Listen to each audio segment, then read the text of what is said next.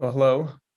My name is Dr. Ryan Sullivan. I am a medical oncologist at Massachusetts General Hospital Cancer Center and focus on the treatment of melanoma. I'm joined today by Dr. Omid Hamid from the Angeles Clinic, who is also a medical oncologist and an expert in taking care of patients with melanoma. And today we are here to discuss new updates in uveal melanoma and some exciting new therapies that are available for our patients. I'd like to start by just giving a very brief overview of the field, and then Dr. Hamid is going to talk to us about this new agent called tebentafusp, which was FDA approved earlier in 2022, specifically to treat patients with uveal melanoma. And then we'll have a back and forth conversation about some of the clinical trial data, how we manage patients on this therapy, and then discuss some future directions. So welcome, Dr. Hamid. I'm glad we're able to do this today. Hey, thanks to Dr. Sullivan. I'd like to thank you and the organizers for allowing us to educate our colleagues about this amazing drug for patients with metastatic uveal melanoma. Absolutely.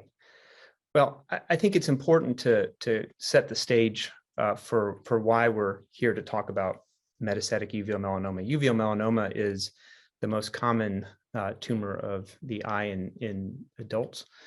And while in the US, there are only a few thousand cases per year, it is a cancer that has a very high rate of metastatic spread, and probably at least a third of our patients who are diagnosed with a primary uveal melanoma will at some point progress to metastatic disease. There's a predilection for hepatic metastases in patients, and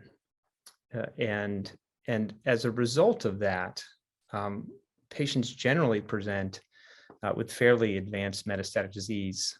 In a bygone era where we rarely imaged patients, patients would present with early satiety, abdominal discomfort, abdominal girth, ascites, and sort of on the brink of hepatic failure, and generally lived a very short period of time despite our best efforts to treat this disease.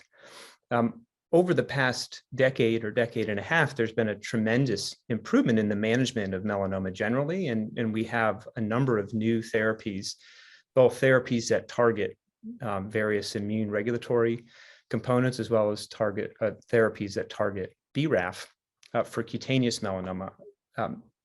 In uveal melanoma, there's actually no BRAF mutations seen, and so these therapies are not an option.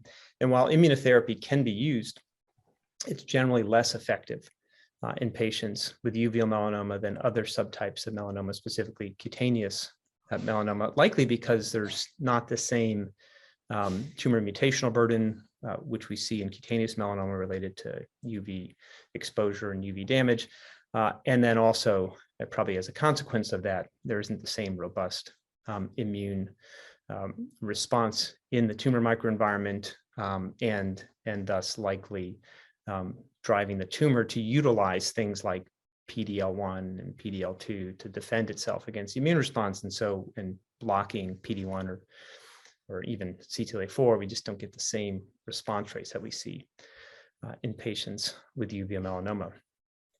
And so as we've seen great advances in melanoma, we really didn't see great advances in uveal melanoma. And just to give a little bit of context, the standard of care therapy for patients with metastatic cutaneous melanoma has been over the past 5 or 6 years, either single agent anti-PD-1 therapy with pembrolizumab or nivolumab, or combination immune checkpoint inhibitor therapy with ipilimumab and nivolumab. The response rates we see with single agent therapy range probably between 35 and 45% with single agent anti-PD-1 in cutaneous melanoma, and with combination therapy, it exceeds 55 to 60%. In uveal melanoma, using those same therapies, single agent anti-PD-1, response rates 5% or less. And when we give combination immune checkpoint inhibitor therapy, the response rates generally between 15 and 20%.